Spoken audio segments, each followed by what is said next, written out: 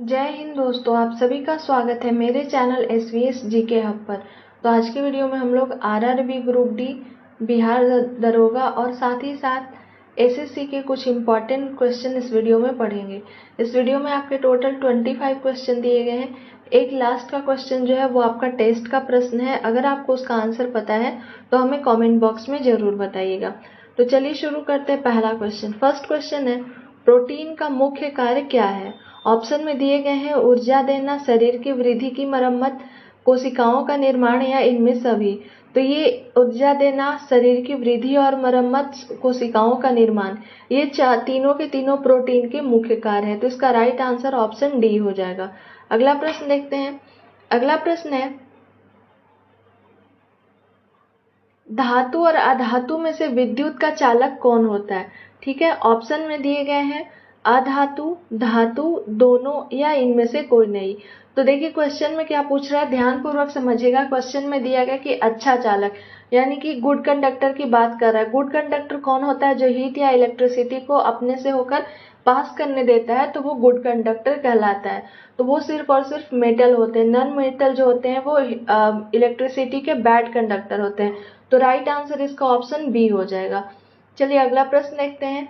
मानव प्रजनन तंत्र के मुख्य अंग कौन कौन से हैं? हृदय और फेफड़े, वृक्क और यकृत, अंडाशय और वृषण, अमाशय और आंत। तो इसका राइट आंसर ऑप्शन सी हो जाएगा। प्रजनन तंत्र की बात कर रहा है तो अंडाशय और वृषण जो है वो मुख्य अंग है। अगला प्रश्न है, मानव शरीर में रक्त का पीएच मान कितना होता है? ऑप्शन में आपके दिए गए 6.8, 7.0, 7.4 या 7.8। तो इसका राइट आंसर ऑप्शन सी हो जाएगा 7.4। अगला प्रश्न है, सोडियम क्लोराइड जिसे किस और उसका फॉर्मूला क्या होता है? NaCl। उसका क्या पूछ रहा है, किसका उदाहरण है? अम्ल का, क्षार का, लवण का या तत्व का? तो राइट आंसर इसका ऑप्शन सी हो जाएगा। ये लवण का एग्जाम्पल है जिसे साल्ट भी बोला जाता है और इसका फॉर्मूला NaCl होता है। अगला प्रश्न देखते हैं। दर्पण में वस्तु का प्रतिबिंब कैसा होता है? वास्तविक और उल्टा, आभासी और सीधा, वास्तविक और सीधा, आभासी और उल्टा। तो इसका राइट आंसर ऑप्शन बी हो जाएगा, आभासी और सीधा होते हैं। अगला प्रश्न है, दूध और अन्य तरल पदार्थ यानी कि जो भी लिक्विड मटेरियल होते हैं उसमें हानिकारक सूक्ष्म जीवों को नष्ट करने की प्रक्रिया क्या कहलाता है? जो भी दूध या आपके लिक्विड मटेरियल होते हैं उसमें क्या काफी दिन रहने पे या उसमें छोटे छोटे सूक्ष्म जीव आ जाते हैं तो उसे नष्ट करने के लिए कौन से प्रोसेस का यूज किया जाता है? ऑप्शन में दिए गए नाइट्रिफिकेशन, किण्वन, पाश्चराइकरण या श्वसन। राइट आंसर इसका ऑप्शन सी हो जाएगा, पाश्चरीकरण किया जाता है जिसे हम लोग पाश्चराइजेशन के नाम से भी जानते हैं, जिसमें हम लोग दूध को उबालते हैं। अगला प्रश्न है, कौन सा वैज्ञानिक द्विनाम पद्धति बाइनोमियल नोमेनक्लेचर का जनक माना जाता है?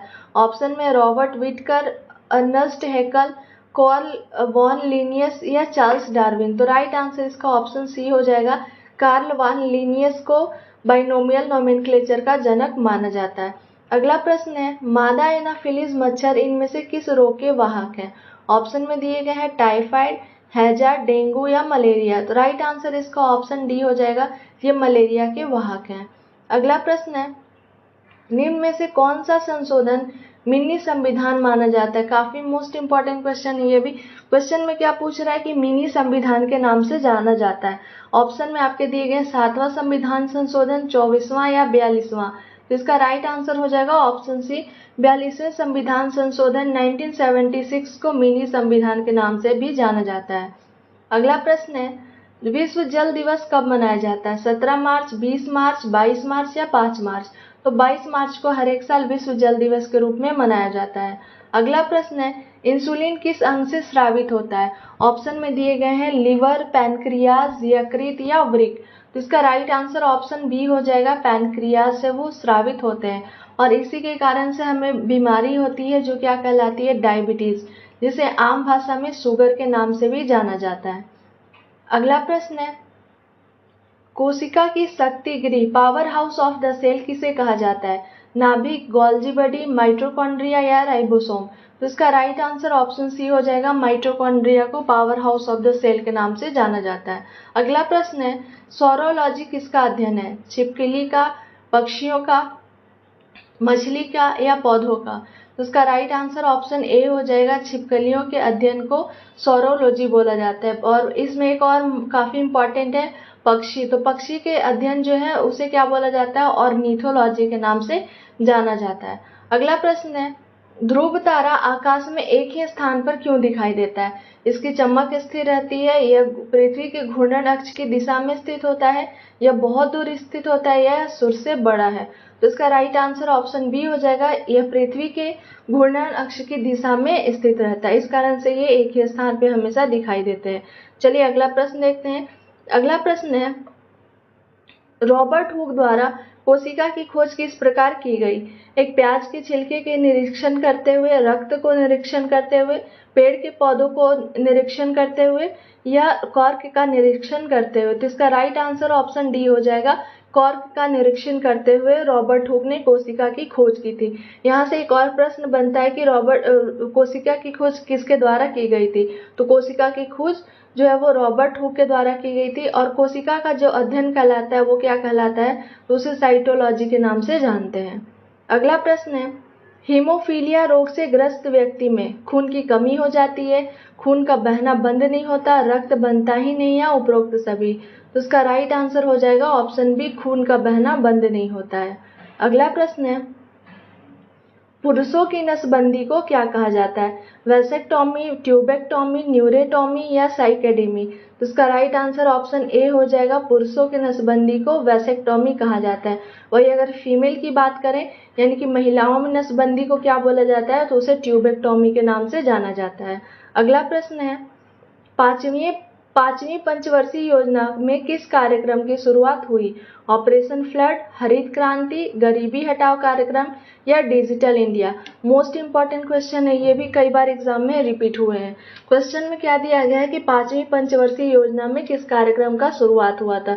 तो राइट आंसर इसका ऑप्शन सी हो जाएगा, गरीबी हटाओ कार्यक्रम का शुरुआत किया गया था। अगला प्रश्न है, डीटीपी वैक्सीन किसके विरुद्ध सुरक्षा करती है? डिप्थीरिया, टिटनस, काली खांसी, dengue, tetanus, polio, diarrhoea, plague, TB, या हैजा, मलेरिया, चेचक? तो इसका राइट आंसर ऑप्शन ए हो जाएगा। डिप्थीरिया, टिटनस और काली खांसी के विरुद्ध चलाई जाने वाली एक वैक्सीन है जिसका नाम है डीटीपी। अगला प्रश्न है, फ्रिज में कौन सी गैस से पानी ठंडा होता है? हाइड्रोजन, नाइट्रोजन, अमोनिया, या ऑक्सीजन? तो इसका राइट आंसर ऑप्शन सी हो जाएगा, अमोनिया से ठंडा होता है, जिसका फॉर्मूला क्या होता है अमोनिया का? NH3। अगला प्रश्न देखते हैं, कौन सा पक्षी छूने पर मर जाता है? ठीक है, जो जिसे टच करते के साथ वो मर जाता है। ऑप्शन में चमगादड़, कौवा, कोयल, या टिटोनी? तो इसका राइट आंसर ऑप्शन डी हो जाएगा। टिटोनी को टच करने के साथ ही वो मर जाता है। उसी प्रकार से पौधे में एक होते हैं, ठीक है, जिसे क्या बोला जाता है? छुई मुई, या उसे टच मी नॉट प्लांट के नाम से भी जाना जाता है। जैसे ही आप उसको टच करते हैं तो वो टच करने के साथ क्या होता है? मुरझा जाता है। तो इस कारण से इसे छुई मुई के नाम से जाना जाता है। अगला प्रश्न है, निम्नलिखित में से किसकी उपस्थिति के कारण दूध में मिठास आ जाती है? साइक्रोज, लैक्टोज, सुक्रोज, या कैरोटीन? तो ये किसके कारण होता है? लैक्टोज के कारण। ऑप्शन बी इसका करेक्ट हो जाएगा। अगला प्रश्न है, अमीबा में कुल कितनी कोशिकाएं होती है? एक कोशिका, दो कोशिका, तीन कोशिका, या चार कोशिका? तो अमीबा जो होते हैं वो यूनिसेलुलर होते हैं। ऑप्शन ए करेक्ट हो जाएगा। अगला क्वेश्चन है, न्यूटन के तीसरे नियम के अनुसार प्रत्येक क्रिया के लिए समान और विपरीत प्रतिक्रिया होती है, कोई प्रतिक्रिया नहीं होती है, समान प्रतिक्रिया होती है, या विपरीत प्रतिक्रिया होती है? तो प्रत्येक क्रिया के लिए क्या हो जाएगा? समान और विपरीत प्रतिक्रिया होती है। ऑप्शन ए इसका करेक्ट हो जाता है। न्यूटन के थर्ड लॉ में बोला गया है कि every action has equal and opposite reaction. तो ये आपका ऑप्शन ए में दिया गया, तो राइट आंसर इसका ऑप्शन ए हो जाएगा। अगला प्रश्न है, ये करेंट अफेयर्स का क्वेश्चन है क्योंकि कई बार एग्जाम में ये क्वेश्चन जो है वो रिपीट हो रहा है। क्वेश्चन है, सचिन तेंदुलकर को भारत रत्न पुरस्कार किस वर्ष मिला था? 2012, 2013, 2011, या 2014? तो अगर आपको इसका आंसर पता है तो हमें कमेंट बॉक्स में जरूर बताएं कि कौन से ईयर में इन्हें भारत रत्न पुरस्कार मिला था। भारत रत्न पुरस्कार जो होता है वो भारत का सर्वोच्च सम्मान होता है, और सचिन तेंदुलकर को भी भारत रत्न पुरस्कार मिला। ये कौन सी ईयर में मिला है ये आप कमेंट बॉक्स में हमें जरूर बताएं। तो ये आपके कुछ इंपॉर्टेंट 25 क्वेश्चन थे जो बिहार दरोगा एग्जाम के लिए मोस्ट इंपॉर्टेंट है। आई होप आपको वीडियो पसंद आया होगा। अगर वीडियो पसंद आया तो प्लीज़ एक लाइक, शेयर एंड सब्सक्राइब ज़रूर करें ताकि आने वाले वीडियो का नोटिफिकेशन आपके नंबर पर आ सके। Thank you for watching my video.